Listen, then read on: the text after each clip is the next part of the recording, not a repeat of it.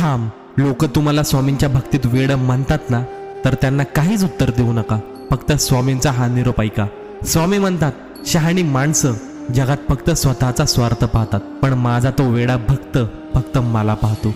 ज्याने स्वतःचं भान हरपून माझं नाव ओठांवर आणि रूप डोळ्यात साठवलंय ना, त्याच्या वाटेतले सगळे काटे मी स्वतः वेचून घेतो. जगासाठी तू वेडा असशील रे, पण माझ्यासाठी तू माझा श्वास आहेस. जर तुम्हीही स्वामींच्या भक्तीत वेडे असाल तर आपल्या स्वामी एडिक्टेड या चॅनलला सबस्क्राईब करा आणि कमेंटमध्ये लिहून तर बघ, श्री स्वामी समर्थ.